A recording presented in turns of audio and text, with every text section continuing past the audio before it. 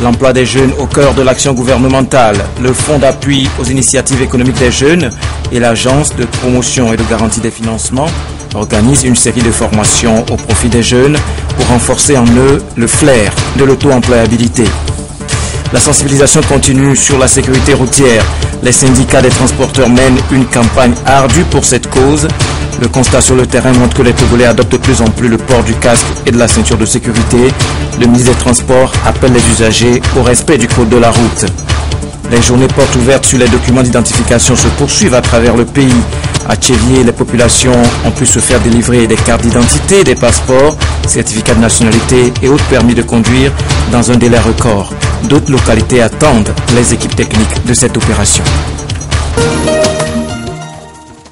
Monsieur, bonsoir. Des messages de félicitations parviennent toujours au chef de l'État à l'occasion du 54e anniversaire de l'indépendance du Togo. Les présidents mauritaniens Mohamed Ould Abdelaziz, congolais Denis Sassou Nguesso, ghanéen John Dramani Mahama, de la Grèce Carlos Poupoulias et l'honorable Peter Cosgrove, gouverneur général de l'Australie, félicitent le président Faure Gnassingbé et se réjouissent de l'excellence des relations d'amitié et de coopération entre leurs pays respectifs et le Togo. L'emploi des jeunes reste au cœur des actions de développement de l'État. L'accent est de plus en plus mis sur l'entrepreneuriat privé pour faire des jeunes demandeurs d'emploi leurs propres patrons. Et à cet effet, des journées de l'entrepreneuriat et du développement sont organisées au profit de plusieurs jeunes par le Fonds d'appui aux initiatives économiques des jeunes et l'Agence nationale de gestion de l'environnement. Sonia Ménikbo, Christine Petit-Kaloudé. Des jeunes entrepreneurs venus de toutes les régions du Togo. Ils participent aux journées de l'entrepreneuriat et de développement. 3 jours pour mieux appréhender les notions de l'entrepreneuriat, de l'économie verte, des emplois verts et découvrir les différents créneaux porteurs. Ces journées sont axées cette année sur le développement durable et l'un des objectifs est d'amener les jeunes à faire de la protection de l'environnement une opportunité d'emploi. Les emplois verts sont porteurs d'insertion professionnelle dans la mesure où ils nécessitent plus de travail et moins de ressources naturelles. Les emplois verts réduisent l'impact sur l'environnement des entreprises et des secteurs économiques pour le ramener à des niveaux viables. Ces emplois, on les retrouve dans un grand nombre de secteurs de l'économie.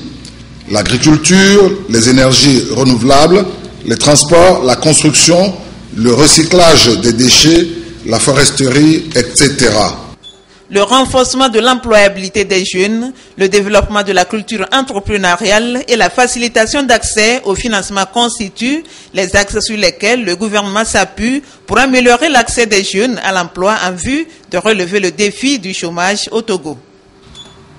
Il nous faut adopter, chers jeunes, des attitudes entrepreneuriales plus innovatrices dans une approche collaborative qui ferait intervenir plusieurs compétences, plusieurs qualités. Par exemple, l'échange d'informations, la création de réseaux, le développement de synergies industrielles. Vous avez l'opportunité au cours de ces journées d'enrichir vos connaissances et de trouver les voies et moyens de créer votre propre emploi. Je voudrais, en votre nom, à vous tous, exprimer notre sincère gratitude à son Excellence, Monsieur le Président de la République, Faure Gnassingbé, pour les efforts déployés en vue de faciliter l'insertion socio-professionnelle des jeunes dans notre pays. Sachez que l'emploi des jeunes lui tient à cœur, car il sait que les jeunes feront le Togo de demain. Les journées de l'entrepreneuriat et de développement sont ainsi lancées. Au-delà des ateliers et conférences, les jeunes entrepreneurs exposent les produits de leur entreprise. Ces jeunes ont, avec l'appui d'un consultant international venu de la Côte d'Ivoire, fabriqué cette machine qui transforme les déchets plastiques en matériaux de construction. C'est une machine qui sert à transformer de la matière plastique, comme tous les déchets plastiques qui encombrent nos routes, les sachets, les bouteilles plastiques, et tout ce qui peut être transformé en liquide plastique. Donc ce liquide plastique peut servir maintenant avec d'autres matières que nous accompagnons avec à pouvoir transformer en d'autres matières telles que les pavés et autres choses. Il est pour nous essentiel de d'interpeller nos jeunes sur la protection de l'environnement, de notre environnement, d'une part, et surtout de leur montrer les opportunités qu'il y a dans le segment de l'environnement quand il s'agit de l'entrepreneuriat. Le gouvernement encourage l'innovation et les jeunes doivent dépasser l'entrepreneuriat classique ou commercial et évoluer vers des attitudes audacieuses et pragmatiques, des pratiques de gestion plus durables. Le Togo a en 2013 arraché le 2e prix de l'innovation africaine grâce à la machine Foufou Mix. D'autres talents sont encore cachés et ce rendez-vous est l'occasion de détecter la meilleure entreprise verte.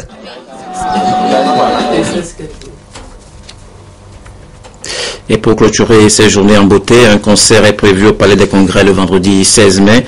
L'entrée est subordonnée à la présentation de 20 ou 30 sachets plastiques, toujours dans le souci de la préservation de l'environnement. Et dans le même sens, l'activité mercredi de l'entrepreneur 5e du genre pour le compte de cette année 2014 vient de se tenir à Lomé. L'Agence nationale de promotion et de garantie de financement des PME-PMI, ANPGF, a choisi d'entretenir les jeunes porteurs de projets sur la comptabilité et la gestion d'entreprise, éléments qui sont souvent à la base de la bonne rentabilité des sociétés.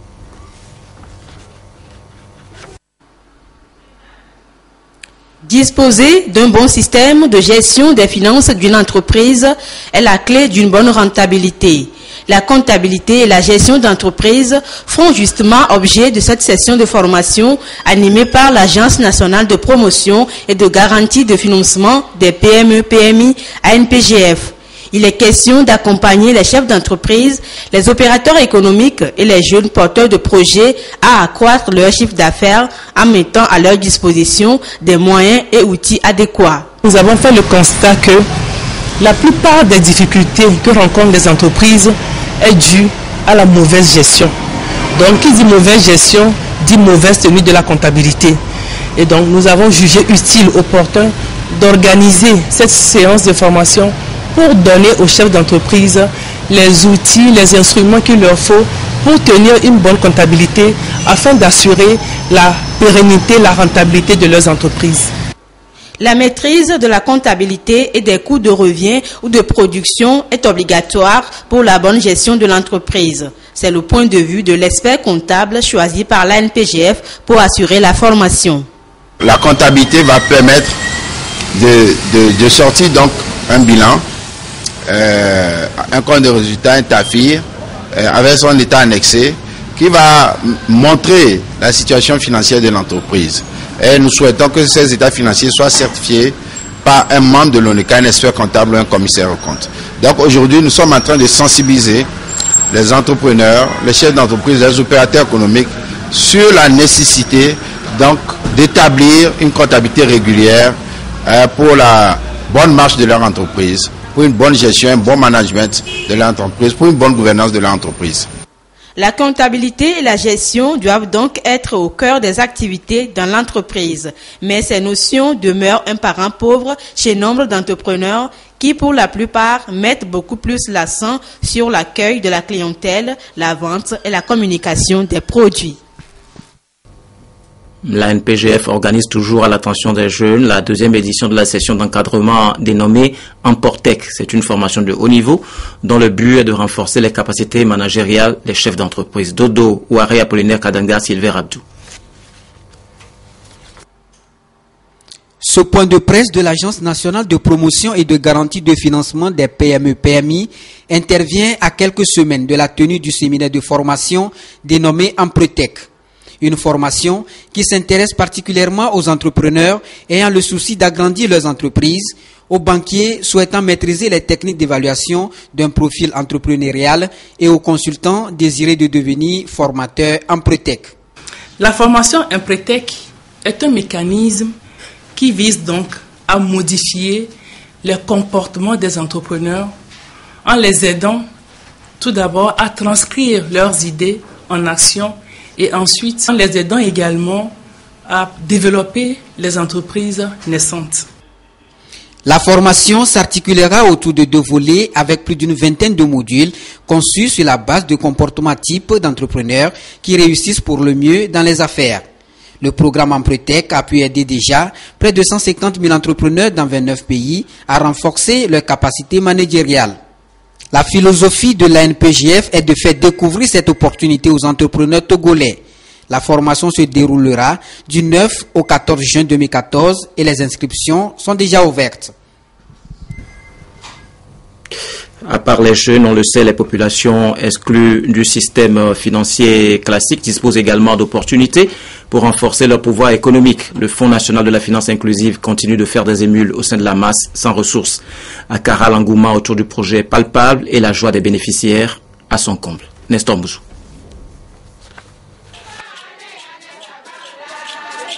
Parmi les institutions de microfinance identifiées dans la préfecture de la COSA par le FNFI, Fonds national de la finance inclusive, il y a Promofinance. Pour être plus proche des populations bénéficiaires du canton de Pia, Promofinance a mis en place une antenne dans cette localité. Les portes de cette représentation viennent d'être ouvertes au cours de cette rencontre. L'inauguration de Promofinance Pia a été couplée du lancement de l'APSEF, Accès des pauvres aux services financiers, le premier produit du FNFI. Les produits APSEF qu'on a lancés, ce n'est pas toutes les structures qui sont invitées à apporter ce produit, mais c'est 18 structures sur toute l'étendue du territoire et au niveau de la préfecture de la COSA. Promofinance a été élu ou identifié, parce que c'est sur appel d'offres que les structures ont été retenues.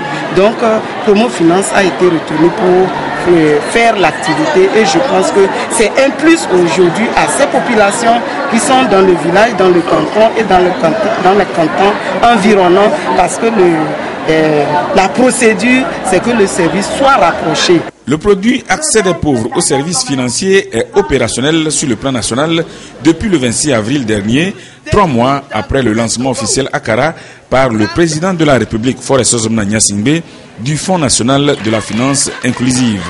Ce fonds se propose d'atteindre en 5 ans plus de 2 millions de Togolais menant des activités génératrices de revenus.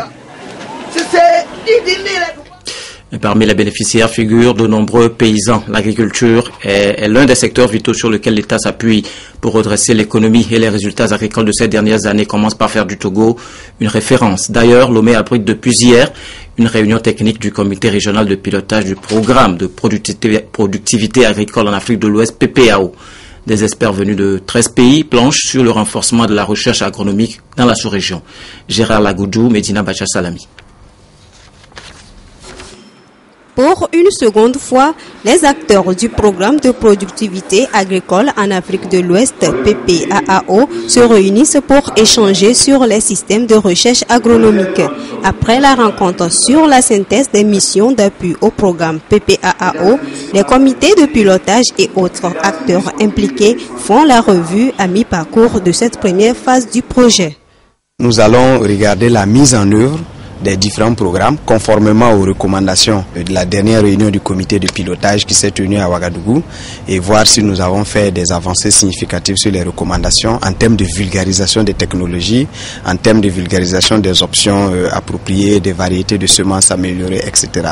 Et nous allons discuter aussi des contraintes et des difficultés dans la mise en œuvre de ce programme et faire des recommandations pour ensuite continuer dans une vitesse, dans une augmentation des résultats que nous avons déjà engrangés sur le terrain. Selon le ministre de l'Agriculture, en 6 ans de mise en œuvre de ce programme de productivité agricole en Afrique de l'Ouest, certains pays ont fait des progrès, en l'occurrence le Togo. Le double choix porté sur le Togo pour héberger ces 2 événements d'importance capitale dans la recherche agronomique de notre espace communautaire exprime la reconnaissance des résultats encourageants que le Togo a réalisés sous l'impulsion du chef de l'État. S'il est vrai que des résultats encourageants ont été réalisés dans notre espace, il n'en demeure pas moins vrai que plusieurs défis restent à relever pour faire de nos différents programmes de productivité de vrais leviers de promotion, de production et de productivité du secteur agricole. Des recommandations seront formulées pour renforcer les performances de ce programme en vue d'améliorer la productivité agricole et relever le défi de l'insécurité alimentaire dans l'espace CEDEAO. Le ministre de l'Agriculture, de l'Élevage et de la Pêche porte à la connaissance de toute la population togolaise qu'il est constaté des mortalités de porcs dans le canton d'Agomé-Goulouzou, préfecture du Bas-Mono. Les résultats des analyses réalisées par le laboratoire central vétérinaire de Lomé sur les porcs résiduels se sont révélés positifs, confirmant ainsi la présence du virus de la peste porcine africaine. Le ministre appelle à toute la population togolaise en général et celle de la préfecture du Bas-Mono en particulier que la peste porcine africaine est une maladie animale qui attaque uniquement les porcins domestiques et sauvages. Elle cause de fortes mortalités dans les élevages de porcs et n'a aucun effet sur la santé humaine. Elle engendre néanmoins des conséquences économiques graves pour les éleveurs. Pour faire face à cette situation, des mesures urgentes ont été prises pour réduire l'ampleur de propagation du virus responsable de la maladie. Ces mesures concernent le recensement des foyers, l'abattage des animaux contaminés, la désinfection des milieux contaminés, l'observance des mesures sanitaires et l'interdiction de la divagation et de la circulation des porcs et des produits des porcs. Le ministre appelle la population et particulièrement les éleveurs à plus de vigilance et au respect scrupuleux des mesures sanitaires et des règles élémentaires d'hygiène, conformément à la loi de la police sanitaire en vigueur au Togo. Le ministre compte sur la bonne compréhension et la collaboration des acteurs concernés pour le strict respect de ces mesures sanitaires. La modernisation de l'administration publique est en marche, de même que l'amélioration des mécanismes visant à la rendre plus proche des citoyens. L'opération porte ouverte sur les documents d'identification démarrée le 8 mai à Lomé se poursuit en direction des villes de l'intérieur du pays. À Thiévié, 35 km au nord-est de Lomé, les populations étaient heureuses de se faire délivrer sur place des cartes d'identité et d'autres documents d'utilité pratique. Le constat, Silver Abdou. L'administration se rapproche des usagers à travers des services simplifiés et rapides portant sur les documents d'identification. Des équipes techniques des ministères concernés par cette opération ont donc dressé des stands ici à Thiévié pour des journées portes ouvertes destinées à fournir des explications aux populations bénéficiaires en ce qui concerne par exemple les formalités à remplir pour la délivrance d'un certificat de nationalité, une carte d'identité, un passeport, un permis de conduire, une plaque d'immatriculation ou un titre foncier. Nous, concrètement, nous faisons le permis de conduire. Nous voulons sensibiliser la population sur le permis de conduire et en ce qui concerne le vrai permis du faux permis. Ici, c'est le titre foncier. Le titre foncier, j'ai des terrains. J'ai jamais pensé à faire le titre foncier. Et parce qu'on me dit que la procédure est très très difficile, elle est compliquée. Mais quand je suis venu, c'est juste pour avoir les informations. On vient de me les donner. Je pense que je peux faire les titres fonciers. Les motos qui circulent dans nos villes sans plaque, elles ont trouvé des solutions.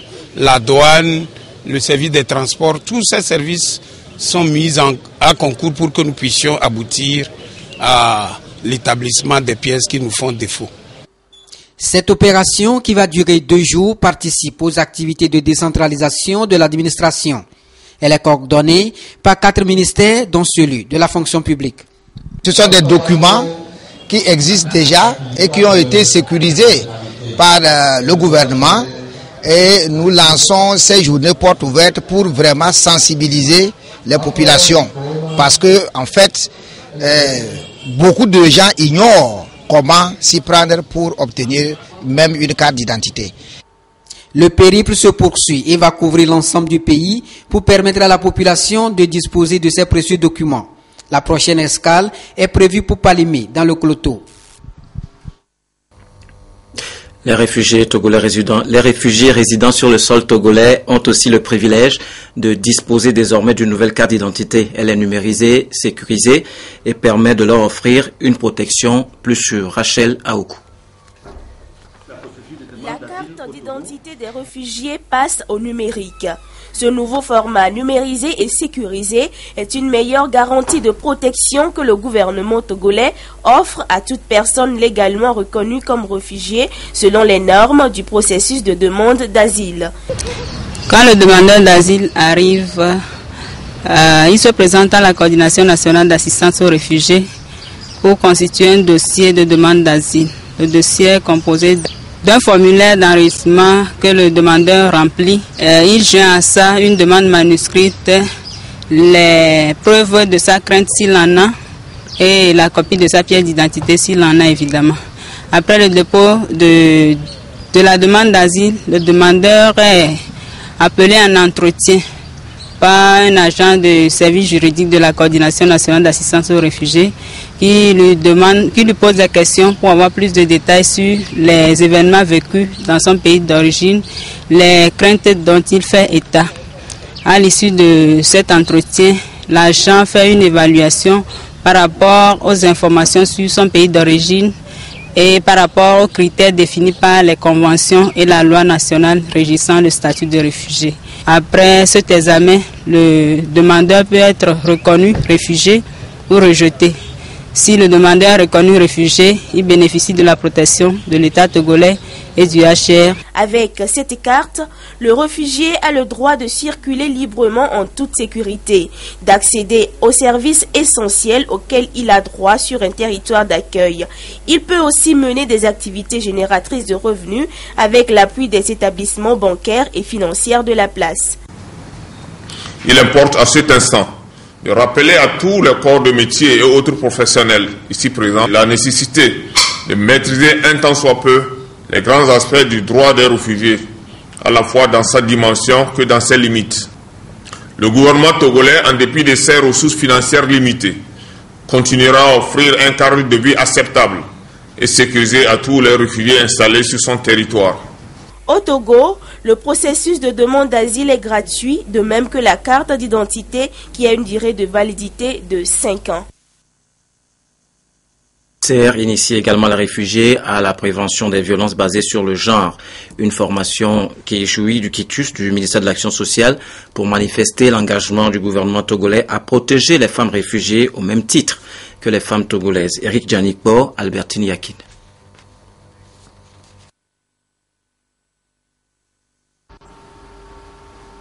Parmi les activités inscrites dans la mise en œuvre du programme de protection et d'assistance aux réfugiés par le Haut Commissariat des Nations Unies pour les réfugiés figure la lutte contre les violences basées sur le genre.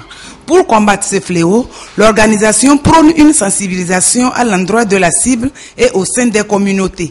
Elle a entrepris une série de formations impliquant des comités de lutte contre les violences sous toutes ses formes. Au niveau de camp, nous avons créé des comités pour essayer d'encadrer la communauté pour éviter ces choses-là. Parce qu'il y a 3 étapes. Il y a l'étape de la prévention, qui est vraiment une étape primordiale pour sensibiliser la communauté. Et donc après la prévention, il faut essayer de sensibiliser la communauté pour qu'ils comprennent qu'il ne faut pas faire certains genres de choses pour permettre que tout le monde vive en harmonie dans le site. Il y a l'étape de la sensibilisation et il y a l'étape finalement quand les gens posent des actes, il y a l'assistance, donc l'écoute.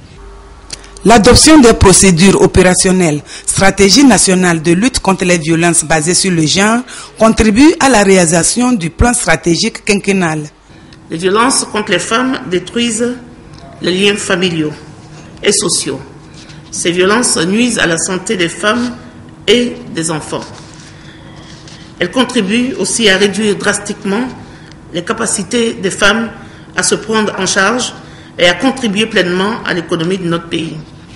C'est pour cela que le gouvernement togolais, avec l'appui des bailleurs de fonds et de la société civile, et en ligne avec la politique nationale d'équité et d'égalité de genre, a pris plusieurs actions pour lutter contre ces violences basées sur le genre. Et ces actions se situent à plusieurs niveaux, notamment au niveau juridique, stratégique, opérationnel et communautaire. Le gouvernement continuera à renforcer le dispositif de lutte contre les violences basées sur le genre et particulièrement les violences faites aux femmes qui sont les plus courantes. La prévention et la gestion des violences basées sur le genre interpellent toute la population. Il est donc nécessaire d'éduquer, d'informer et surtout de soutenir les victimes. L'enlèvement de plus de 200 filles au Nigeria par Boko Haram est une illustration parfaite des violences basées sur le genre. Dans une vidéo diffusée il y a quelques jours, le chef de la secte islamiste a donné une preuve de vie de ces otages, images dont se servent les familles pour identifier leurs enfants enlevés. C'est l'une des jeunes filles qui a réussi à échapper à Boko Haram. Elle va revoir ses amis sur un écran. Sur cette vidéo envoyée par la secte islamiste où les lycéennes enlevées il y a un mois portent toutes un voile. Dans la petite pièce, l'émotion. Les familles, les voisins, les amis identifient les jeunes filles enlevées à Chibok. Je suis heureuse parce que nous avons vu nos amis, mais nous voulons qu'on nous les ramène. Si ces images leur serrent le cœur, elles les rassurent aussi. Au moins, les 223 otages de Boko Haram sont toujours vivantes. Oui, j'ai vu ma fille sur la vidéo. Je l'ai vue. Elle n'était pas comme d'habitude. Elle avait l'air complètement figée comme ça. La vidéo de Boko Haram a encore amplifié la colère au Nigeria. La pluie n'a pas empêché mercredi plusieurs militantes des droits de la femme de continuer à réclamer des comptes au gouvernement nigérian. Maintenant, nous voulons qu'ils y aillent et qu'ils les récupèrent. C'est tout ce que nous demandons. Allez les récupérer. Et là, nous saurons que vous pouvez nous protéger tout le temps. Le gouverneur de la région du Nord-Est, où les lycéennes ont été enlevées, a lui aussi été pris à partie mardi. Des manifestants ont exigé d'avoir des informations sur les moyens mis en œuvre pour ramener les jeunes filles. Face à la pression, le gouvernement se dit maintenant ouvert au dialogue avec la secte islamiste. Ce rapt a suscité une vague d'indignation générale de la part de la communauté internationale et des organisations de défense des droits humains comme la Cour africaine des droits de l'homme et des peuples dont les membres sont actuellement à Lomé. Ils mènent une campagne médiatique destinée à faire découvrir l'institution au Togolais. Komu Poyote. Les tortures et toute forme de traitement contraire au respect des droits de l'homme pourront désormais être combattus avec plus d'efficacité au Togo et dans les autres pays de l'Afrique. C'est là la mission fondamentale de la Cour africaine des droits de l'homme et des peuples. Cette institution judiciaire encore méconnue des Togolais qui aspirent à une justice saine et équitable sur le continent. Ce qui justifie cette campagne de sensibilisation qui vise à communiquer sur l'organisation, les attributions et le fonctionnement de l'institution. Tout individu peut la saisir, les individus, les ONG, à condition bien entendu que l'État ait fait une déclaration permettant à ces individus-là de pouvoir la saisir. Les États peuvent également la saisir pour tout problème de droits de l'homme ou pour des avis consultatifs. Également, les institutions étatiques à travers l'État ou bien les organes de l'Union africaine, tels que la Commission africaine des droits de l'homme. Le ministre de la Justice chargé des relations avec les institutions de la République s'est félicité de cette démarche qui, selon lui, constitue un apport aux efforts déjà réalisés par le gouvernement togolais en matière de promotion des droits de l'homme. Je relèverai tout simplement qu'aujourd'hui, les droits de l'homme sont à l'honneur. Oui, les droits de l'homme sont à l'honneur, non pas parce que c'est pour la première fois qu'ils seront évoqués au Togo, bien au contraire, car déjà en 1987, soit 3 ans avant le discours de la Baule qui catalysera les mouvements pour l'instauration de la démocratie dans la plupart des pays, les autorités togolaises d'alors créaient la Commission nationale des droits de l'homme au Togo. De 1987 à ce jour, au Togo, tout comme dans d'autres pays d'Afrique, des progrès et évolutions positives sont enregistrées en matière de promotion et de protection des droits de l'homme. À ce sujet, je rappellerai l'organisation des élections présidentielles du 4 mars 2010 et législatives du 25 juillet 2013, élections qui ont été reconnues libres et transparentes et surtout sans violence par les organisations sous-régionales, régionales et continentales, tant à l'intérieur qu'hors d'Afrique. Adoptée en 1998 et en vigueur depuis 2004, la Cour africaine des droits de l'homme et des peuples a son siège à Arusha, en Tanzanie.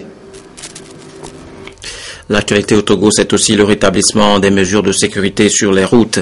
Les agents de sécurité ont repris les contrôles. Ils veillent au port de la ceinture de sécurité et du casque. Malgré quelques réticences, la plupart des usagers renouent avec de bonnes habitudes. Etonam Kokodoko, Helmut Pinto, Isidore Koubatine. Nouvelles mesures sécuritaires prises par les ministères chargés des transports et de la sécurité rentrent progressivement dans les habitudes. En l'espace d'un mois, le nombre d'acheteurs de casques a considérablement augmenté. Les conducteurs de moto n'hésitent pas à s'en procurer. J'ai eu mon casque pour éviter les accidents sur les rues, protéger la tête. Il n'y a pas de moto. J'ai acheté le casque pour ma protection. Au niveau des automobilistes, on note également un changement d'habitude. La ceinture de sécurité devient progressivement un réflexe. C'est la première des choses que je fais. C'est pour ma propre sécurité et le bien-être de la population. Je sensibilise mes autres chauffeurs à porter leur ceinture chaque fois. L'appel est toujours lancé aux usagers afin qu'ils adoptent des comportements responsables. L'intérêt pour l'État, c'est de préserver les vies humaines. Tous ceux qui sont victimes des accidents de la circulation. En 5 ans, nous avons enregistré 3110 morts d'accidents de la circulation. C'est trop. Nous demandons aux propriétaires des véhicules. Ils doivent parler à leurs conducteurs. Le gain, oui. Mais la vie n'a pas de prix. Une fois que vous la perdez définitivement. La contribution de tous est souhaitée pour réduire de façon considérable les accidents sur les routes. Pour le seul premier trimestre de l'année, on note déjà près de 300 morts. Voilà, fin de cette édition. Merci de nous avoir suivis.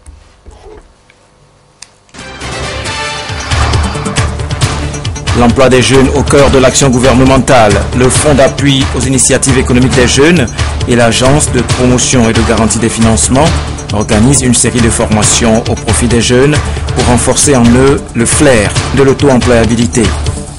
La sensibilisation continue sur la sécurité routière. Les syndicats des transporteurs mènent une campagne ardue pour cette cause. Le constat sur le terrain montre que les Togolais adoptent de plus en plus le port du casque et de la ceinture de sécurité.